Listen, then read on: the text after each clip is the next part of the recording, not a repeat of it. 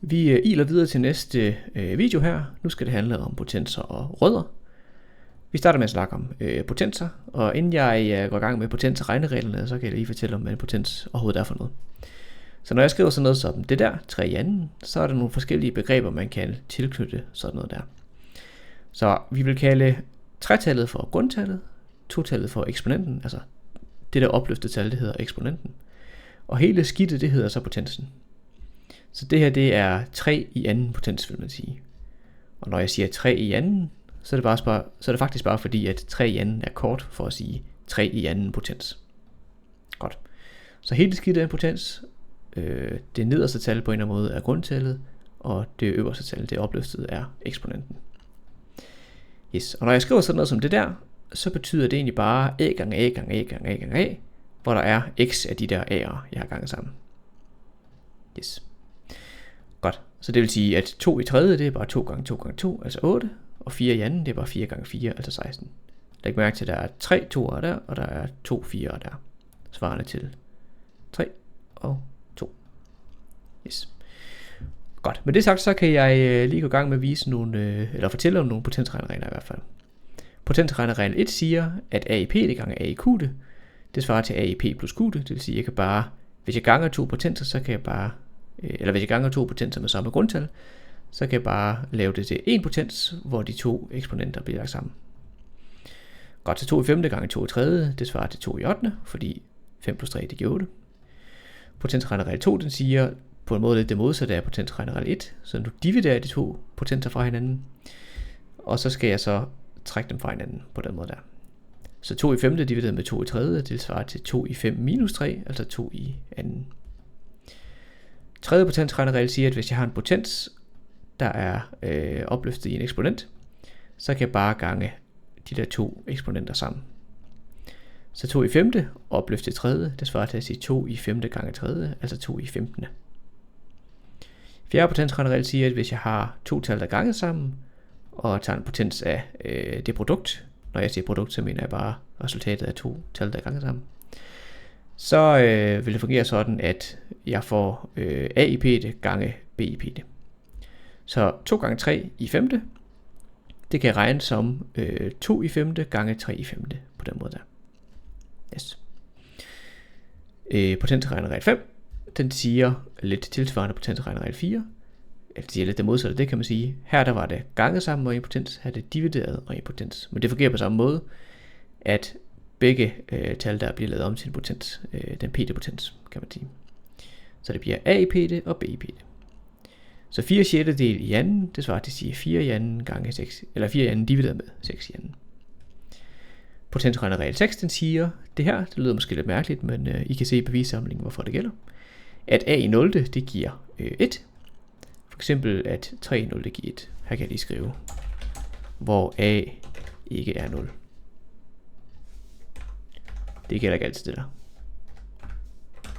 Så man kan sige, at det jeg har skrevet her, det gælder ikke altid, det gælder ikke hvis a er 0, ellers så gælder det. Yes. Det kan jeg også lige skrive her faktisk.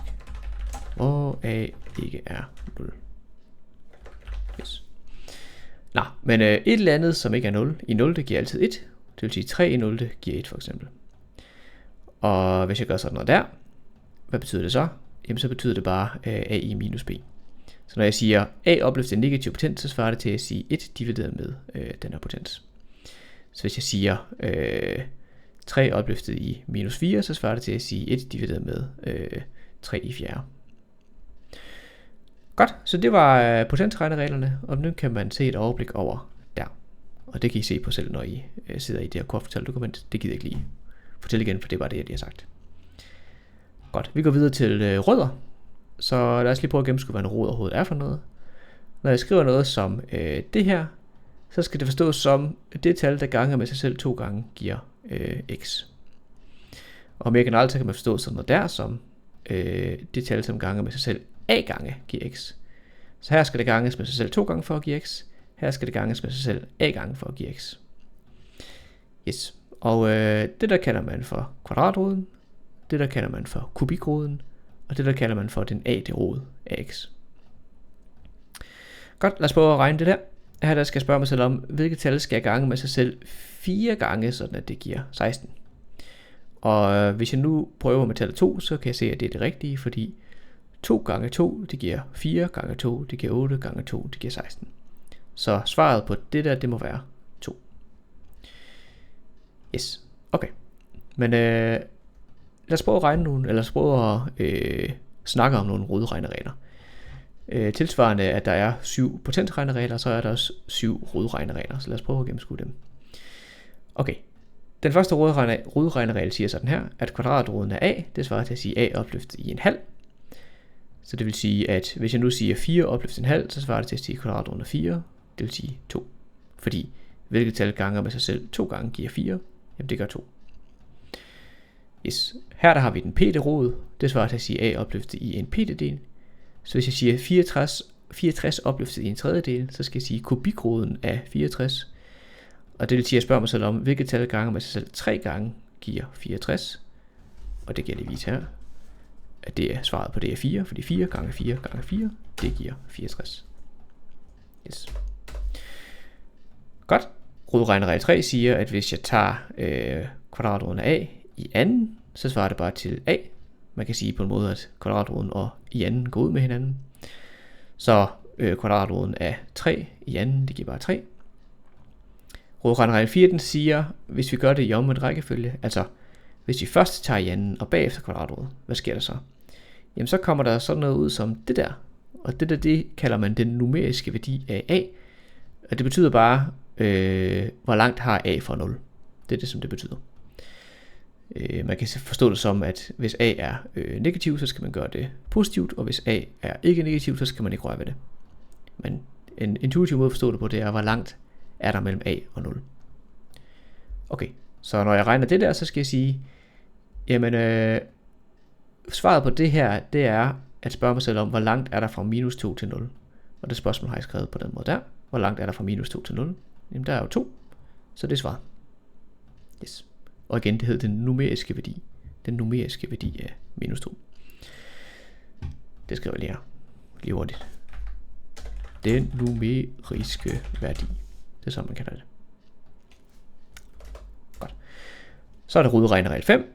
Rodregneregel 5 siger, at hvis vi har den p, der roder a, og vi opløser det p, så giver det bare a.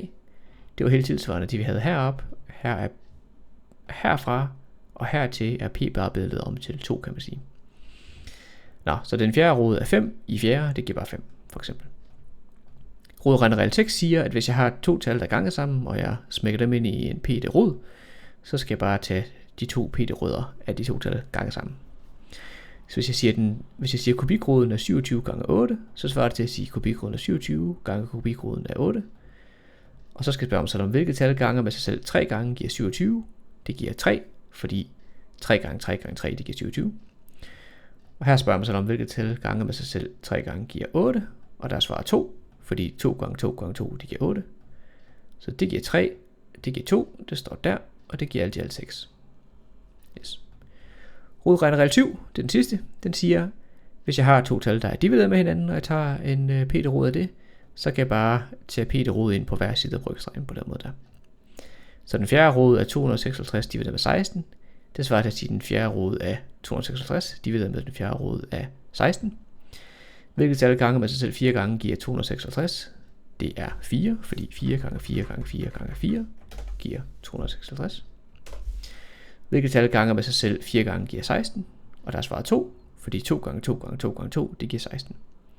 Så det giver altså 4 divideret med 2, altså 2 alt i alt.